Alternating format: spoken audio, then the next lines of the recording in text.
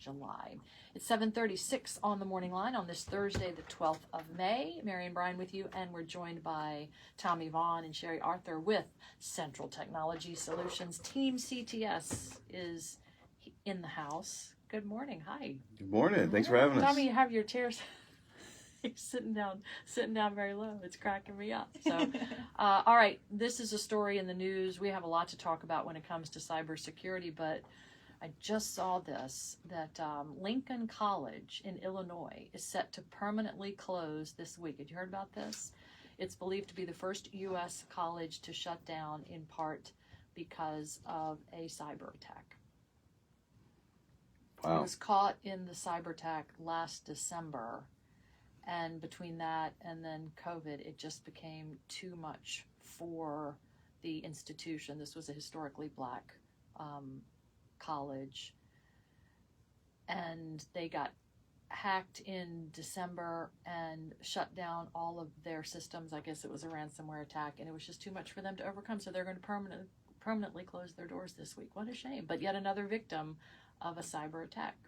And as you guys have said before, the hackers are not just going after the big companies with the deep pockets. They'll go after anyone that's vulnerable, right? Right. And there's actually, that's a really good lead in. It's horrible to hear that, because education is so important. However, the statistics, which I don't have in front of me, are absolutely unbelievable. And how many companies who suffer that level of attack actually ever fully recover. Most don't ever get back to where they were. So it is a real thing. And Main Street is where the target is. The bigger groups generally can see and identify these attacks, and they're able to protect against it. But I wanted to bring up something that actually was just released yesterday. Yeah, we have a lot of acronyms going on. Yes. This, but yeah, go ahead. If it's an acronym, you're going to want to know. So first off, about a year and a half ago, Homeland Security sent out something to all of us, meaning managed service providers or a computer company, saying that we were at high risk to attacks, because if somebody could get to us, they could get to all of our customers. So you get one good breach, and then you get however many customers that company has. So with today's cyber world and threats, and this is a joint effort, a lot of different countries, the UK, Canada, New Zealand, the US, and NSA, FBI, CIS, all sent this out. You can go to our website and check it out as well. But protect against cyber threats to managed service providers for their customers. What it talks about is how many of the companies like us don't take the best practices and apply them to yourselves. Like, the college kids, don't have shoes kind of thing, because you're so busy working with your customers that you don't take time to protect yourself. And when you do take the proper precautions, when you are at high risk, it takes time, it takes effort. And a lot of companies just can't afford to do that. So they just do their stuff later and leave themselves open. So I just want to point out that it's important not only to understand what your IT person or company is doing to protect your company, but what are they doing to protect their own? Right, keeping your own house in order. So in other words, the here we go with the acronyms. The CIA, the NSA, the FBI are warning companies that you all are at risk of attack as well, but you all are in the area of practice, had the best practices so that you're not Correct. At risk for this. Right, and actually on LinkedIn, I posted something yesterday about it. We've talked in here before about the 6 categories that we follow, looking to prepare and identify, protect, recover, respond, those kind of things. And we actually have a third party that we had come in and look at all of our best practices and give us lists of things to do to change them. This has been a while ago, and we did. And then we also yearly go back and audit those best practices. So we're secure in knowing that our customers are not going to be jeopardized due to something that we did. And I won't get into a lot of it, but if there's anybody out there that wants to know, they reach out to us. I'll be happy to go over it with them.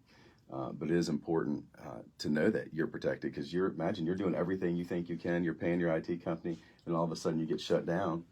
And you're like, what happened? And their remote management tool got hacked, and they got into every customer that company had because they didn't take the right precautions. Be safe. Scary. We're speaking with Tommy Vaughn, Sherry Arthur, Central Technology Solutions, teamcts.com is your website. We've talked with you guys a lot recently about the threat of Russian cyber attacks. And I'm just seeing a story here from a couple of days ago about how Russia was once considered a top force in cyberspace, but now is being mocked by the world's best hackers. How the mighty have fallen. Have you been following that, Tommy? Oh, absolutely. Yeah, this every morning, it's the first thing I do is wake up and read about security, what happened overnight. Yeah, the Russian situation is kind of neat. I love it because you got the hackers, that are bad actors, whatever you want to call them, threat actors. They're out there and they're attacking Russia now, and everybody's attacking Russia. And you see a lot less of Russia getting out and attacking people because they're being assaulted so heavily from the outside world, and a lot of providers, internet providers, which give them the access outside of Russia, have shut down their communications, even cell phone providers. So the Russian side of things have less avenues to get to you now than they did before, and the fewer avenues are also being bombarded by the good guys. I mean, Microsoft even jumped into that and are fighting against Russia. So I think it's great. So of course, Elon, my boy, if he needs somebody to run Twitter, he can let me know. I'll happily volunteer. Well, but they've provided a bunch of those Starlink satellites there. I mean, it's not free the way you said, but they got them at a big discount, and that has been, according to the Ukrainian military, given how portable the systems are. Even though here you just put it on your roof, that they can't be jammed. The Russians had jammed their comms, and they can't do that now, and they can set them up, move them around, and they're able to communicate in real time. And at least one guy there said this is the most important help that we have gotten is the Starlink service. Right, because that's part of one of the first things they did was cut off communications, right? That's how you want to do it because you can disrupt. And but Elon, taking that step also, made him a target. Russian people have spoke about that, saying that he's going to regret doing that. But I think it's great, and I think communication is so important, not only in what we do day to day with our customers and the businesses and the people that we're in, but you think about a situation like that, you're a group sitting out in a blown up building and you're able to see and fly drones and do all kinds of things right where you're sitting to protect yourself. Well, that's the thing. I mean, Russia, the first thing they did when they realized they were using was try to jam them, and all Starlink had to do was push out an update in the software, and that's gone. And between them and Microsoft and I think Google, I think even the NSA is just like, we didn't know these guys could respond this quickly to a threat, which kind of implied the NSA might not be able to. But Right. yeah, it has been interesting, this sort of coalition against Russia in sort of the cyber war.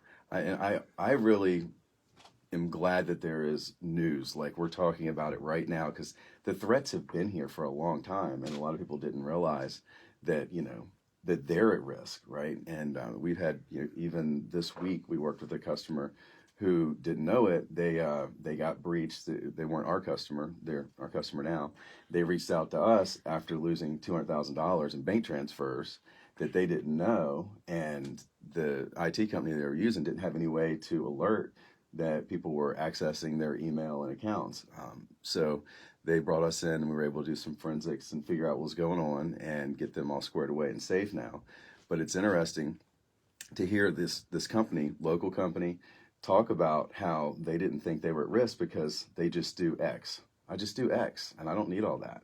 And now they're willing to do whatever it takes to be safe. And it needs to be mutually beneficial for the company and the customer.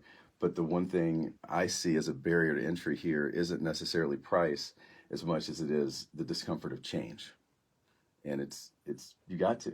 I mean, if not, you're going to have the opportunity to be shut down or lose a lot of money. And that company, the $200,000 basically taken from them through the bank transactions, what was the access? Like, do we know what the entry point was? Right. So there's several different things happened, and most threat actors don't start doing something until they've been in for a while.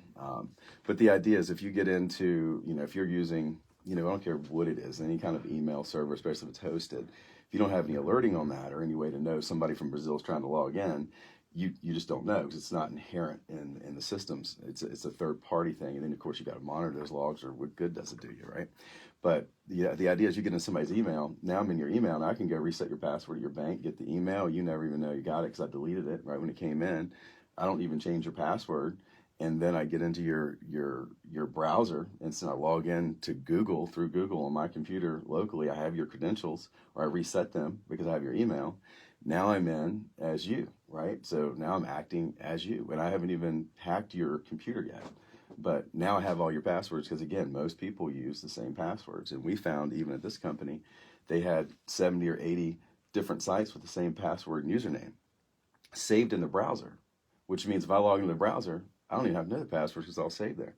So that's one of the things that we do is we wipe that out, use password management, and you don't allow a browser to be able to save that kind of information. Not to mention we help them manage all those passwords and not just have one Right. for everything. So We're speaking with Tommy and Sherry, Team CTS, Central Technology Solutions, and you guys work with IT departments. You want to kind of overcome that idea that this is something where you would come in and replace an IT department. You don't want IT departments to be threatened because they serve that very valuable purpose of providing security and protection and also putting out all the daily fires. right, the daily fires are what generally end up taking up their time, and they're not able to manage the other side of it. So yeah, we call it co-managed, where we can come in with a set of best practices, and it's big part of it is our process, and then report back to the group so that they can focus on what they need to do. Of course, they still have access to everything, but then we're able to come alongside them and supplement that. And this is not supplementing them as a help desk to answer, go fix my printer. This is more of the alerting and the monitoring and the SOC side, the Security Operations Center and NOC side of what is needed in today's world versus yesterday's. I mean, it's changing daily. So we're able to manage that because that's what we do.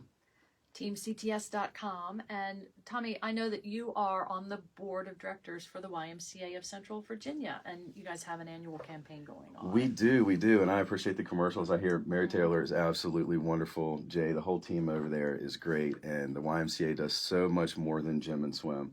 So I highly encourage everybody out there, if you have a chance, if you're not involved at the Y, come check it out. One of my favorite things that got me involved with the Y to actually start realizing that it was more than just a place to go to work out was their after-school program during the summer. And these loss prevention, these kids come in, they're able to have a day because their parents are working. They're not just sitting at home. They learn a little bit, and they stay on grade level. So when they go back to school, they're either in the same grade level or moved up one, where other kids who don't have that opportunity are actually losing grade level, losing experience. So I think education is so important, and the youth are our future. And so the Y is doing some really good stuff. Consider giving. Our annual campaign is going on right now. Visit one of the Ys here, the Express, Jamerson, or downtown. I think for a lot of kids anyway, there's a curiosity about technology and about computers. There's probably a great opportunity there to work with these kids and maybe get some future IT workers, do you think? Oh, absolutely. I think it's so important because right now, if you took everybody that's in school, and I hope these statistics are right, but I think if you took everybody that's in school for IT right now, especially security, and you put them in an open job, you still have a 60% gap of Wow. people needed versus, not. And so then you're also dealing with the great resignation, as IT people generally, are known to kind of hop around to different places, and it doesn't matter where you are anymore as much as it used to for working with these companies. But yeah, it's an interesting world, and we enjoy helping kids, young people, just like, you see Liberty, which I'm really impressed with what they've been able to turn out and some of the accolades they've gotten recently. With their cybersecurity team. Absolutely. Which, by the way, it's a good time for me to say that we are looking for experienced IT engineers and physical installation team, people who want to do the actual physical installs of this equipment.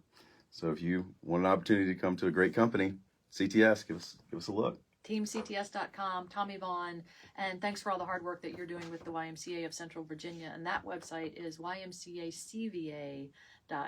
The Y also has a lot of new playground equipment, new equipment for each one of the branches, and that they're very excited about. And they're going to be sharing that with us on Best of the Berg next week. So we love our partnership with the Y as well. Tommy and Sherry, you're mighty quiet today. This is All just good. here. It's all good. So TeamCTS.com. Thank you both so much, and we'll talk to you again soon. Thank That's you. good. Thank you.